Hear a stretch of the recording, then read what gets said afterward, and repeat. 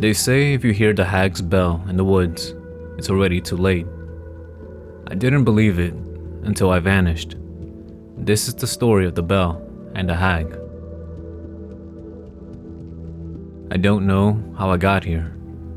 One moment I was laughing with friends around the campfire, the crackle of the flames licking at the night and the scent of pine thick in the air. We were deep in the woods, swapping ghost stories and testing each other's courage with tales that made the shadows seem longer than they should have been. My friend Mark was the one who brought up the legend of the Hag of Hollow Pines. He said she was a spirit that wandered the woods at night, dragging her twisted feet through the leaves, searching for the children she lost to a fire that consumed her home. The tale said she would take anyone who heard her bell, bring them to the shed where she once lived, and keep them until they called her mother. I had laughed then, called it nonsense. Then I heard it. A bell. Just one single, soft ding, like a brass chime touched by the wind. Everything after that went black. When I came to, I was standing outside a decrepit wooden shed in the middle of nowhere. There were no trees around anymore. No sign of the life, the tents, or my friends. Just pale moonlit dirt and the shed. It was small, slanted to the right like it had been wounded by time. With wood so dry it looked like it might splinter if I so much as breathed on it. The door was ajar, creaking in the wind. Though I felt no wind, everything was still. No crickets, no breeze, not even the sound of my breath echoed. Only silence and the memory of that bell. My hands trembled as I reached for the door, unsure if I was still dreaming. Maybe I was. Maybe this was the nightmare stitched together from too many horror stories and too little sleep. But the door gave way to my touch, and the scent that hit me was real enough. Rot, mildew, and something older, like grief soaked into the walls. I stepped inside. It was one room, bare, a chair, a cradle, a single broken mirror hanging lopsided on the far wall, cobwebs in every corner, and in the middle of the room, a red ribbon on the floor, bright as fresh blood in the moonlight leaking through the slats. I didn't want to be here. I turned to leave, but the door was gone. There was no frame, no opening, just more wooden wall behind me. I started to panic. I clawed at the wall, yelling, banging, begging. No answer. No movement until the mirror behind me creaked. I turned slowly. My reflection was there, but it wasn't just me. Behind me, just over my shoulder, stood an old woman. Her back was hunched, her hair long and matted like seaweed dragged from a well. Her skin was gray, sagging off the bone like wet paper, and her eyes black pits that blinked, and then smiled. I spun around, no one was there. But the cradle had begun to rock. It creaked slowly, as if a mother's hand were guiding it.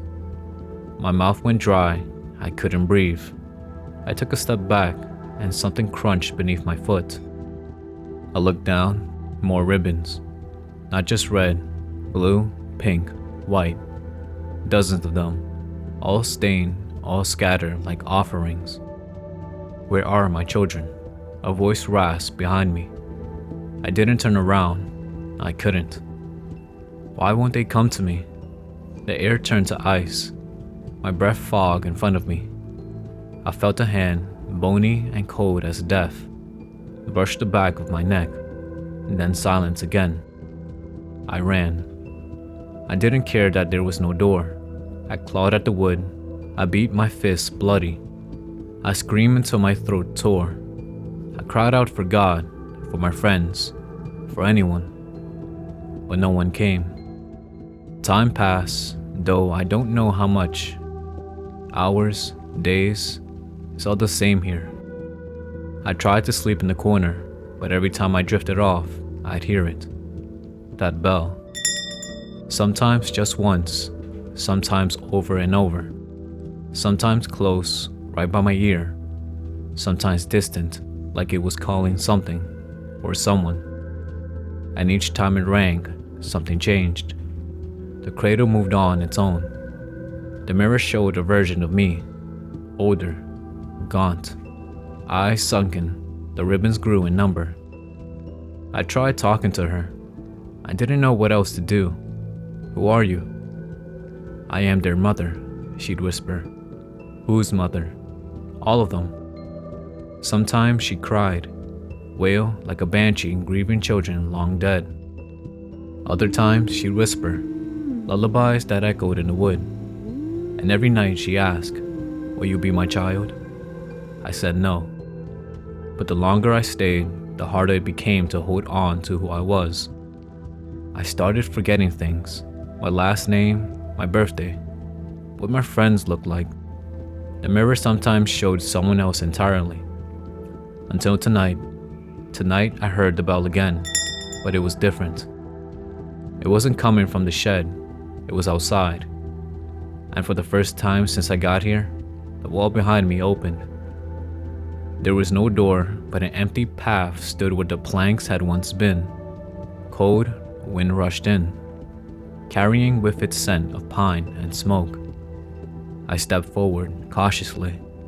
The woods were back, and in the distance I saw the flicker of firelight. Campfire light. I ran. Branches tore my skin, but I didn't stop. I followed the smoke, the warmth, the sound of voices. I broke through the trees and stumbled into the fire circle. My friends sitting exactly as they had been before. Except, they didn't see me.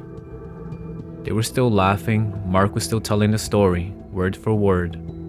And I watched as I, myself, sat by the fire, looking up in mock horror as Mark said, "And if you ever hear the bell, don't answer it." I screamed, I yelled, I waved my arms. No one reacted, and then the bell rang again. Right behind me. I turned. She was there, the hag. Her eyes full of sorrow, her hands stretched toward me. "I found you again," she said softly. "Don't run this time." I tried to move, to run, but my legs wouldn't work. The world turned black again, and now I'm back, in the shed. The mirror cracks more each day.